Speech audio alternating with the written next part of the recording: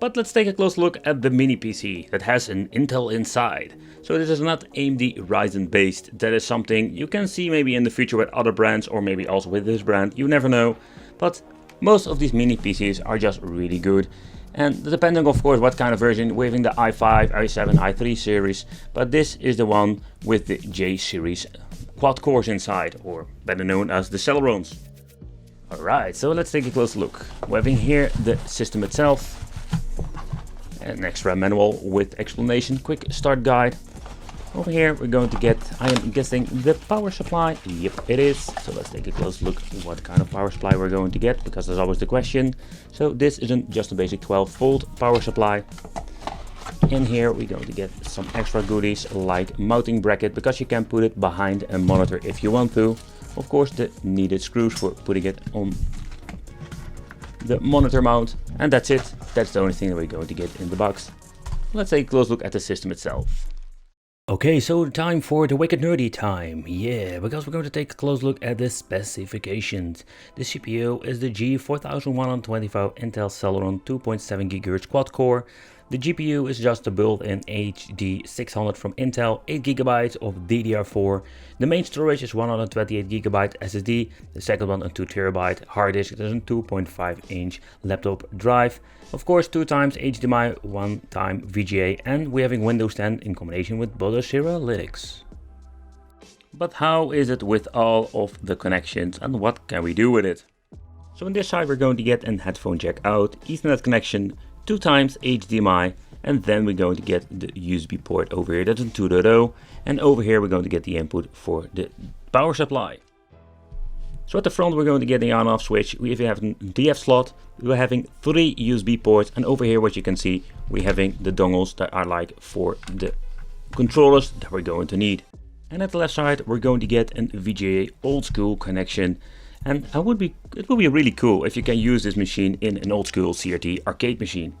If it's compatible, that is up to the software. Alright, so before we're going to boot it up, the first thing that you need to do is adding the dongle for the keyboard, because we're going to need it. Putting some batteries in it, and let's boot it up. Okay, so let's boot up the system itself, and the reason why you need a keyboard is the very simple reason. We're going to get the normal BIOS boot, but then we're going to get into the option to choose yourself an operating system. So it has been set to the RetroStation PC, so if you don't do anything within 30 seconds or so, it will boot up automatically in Bodosera. But here we can check out the other options. But let's check RetroStation PC to begin with. Here you can choose different settings, just choose normal, and you're good to go. Within a minute or so, you're going to get the boot sequence in combination with the load screen. And then we're ready to go. So let's take a close look at the menu itself.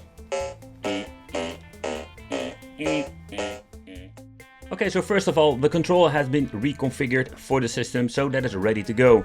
Well, let's take a close look at the menu itself and what is this device capable of. Because I can tell you, like, when it comes to this PC edition, they are quite expensive, but you have so much compatibility with different games.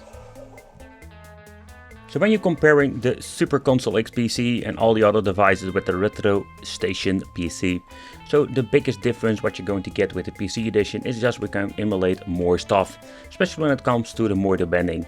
Think about PlayStation 2, PlayStation Portable, Wii, that are like the system that can run more games. And when it comes to MAME, there we're going to get like the more demanding games, like in Killer Instinct or Tekken will run just fine, that you can't run on a cheaper box.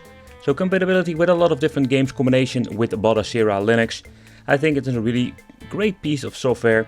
And yeah, but I just want to point out that you can just make this thing yourself and reconfigure this. But overall, it's a really cool piece of technology now, and yeah, you can play so much stuff. You can see even for light gun compatibility, there is so much stuff you can do with it. But I just want to scrape the surface with this review and just give you like a quick look of some high demanding emulators, because all the other stuff like the Game Boy NES 16-bit stuff will run just fine on this. Okay, let's start off with MAME. Not a really demanding game.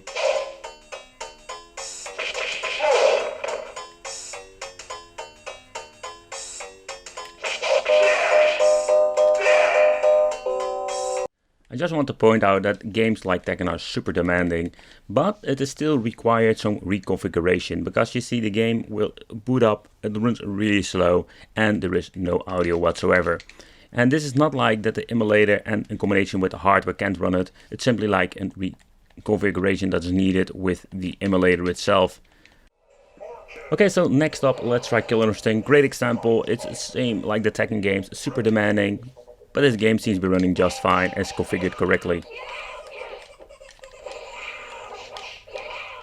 Oh, by the way, I really suck at this game, I have no idea what I'm doing here. But like Killer Instinct is a system that you can only run on a PC system like this. And Raspberry Pi 4 nowadays can also run it, but you need to overclock it like crazy. And with a PC, you don't need that.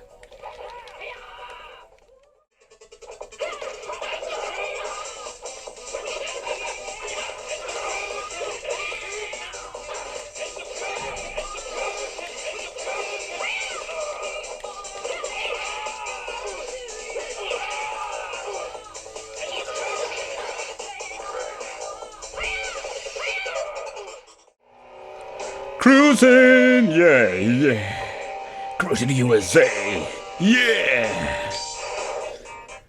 Okay, so let's see how the game runs on the PC edition.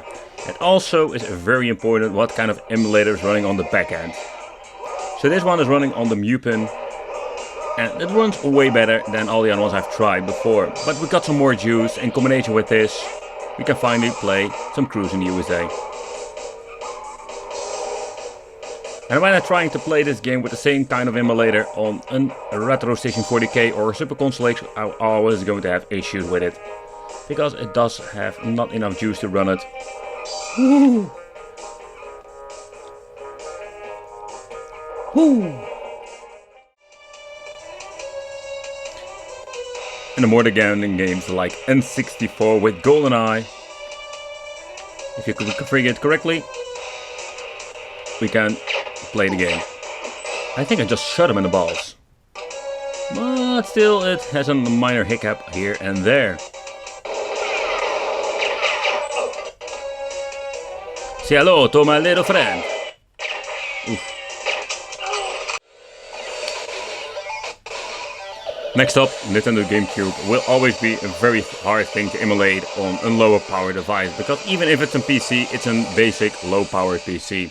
But let's test out this game, because it's a more demanding game, like all the other ones.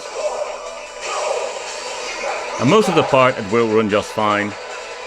It runs on native resolution. If you want to upscale it, forget about it. And you can already see that it's having minor hiccups here and there.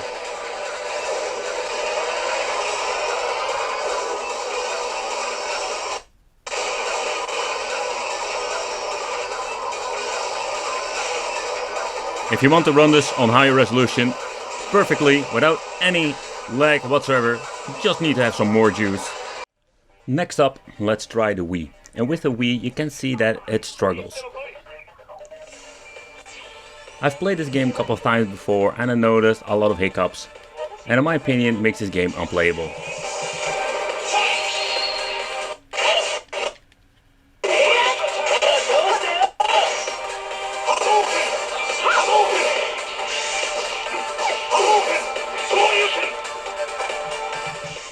And the reason why it does so many hiccups is just because we need more power to play this emulator perfectly. Of course, in overtime, when they are like involving this emulator that has better compatibility also with low-end stuff, it will become better, but in the end, we just need some more juice. Next up, Sega Dreamcast. And Sega Dreamcast, you can just play these things on a low-end system nowadays. Of course, if you're going to put it on a PC like this, we can have better resolutions, like full HD. Depending on what kind of CPU-GPU combination we're having, but we can just play Sega Dreamcast on the RetroStation PC perfectly without any issues.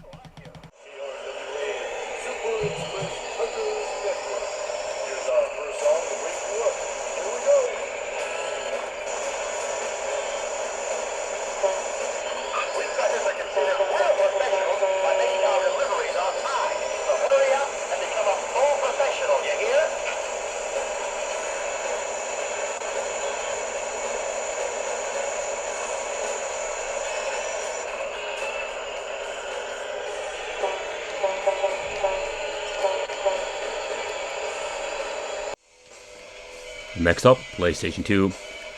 With a low-end system like this, some games will run just fine and some will be super slow.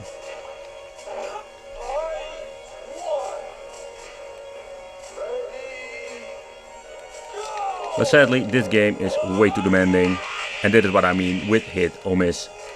But here you can see that also Crash Bandicoot has some issues. It is slow Crash Bandicoot. A new way to play. Slow motion. Alright, so with PlayStation Portable I want to do the ultimate test, the God of War test, just to see how this runs. And you can already see from the start of this game that it works very well.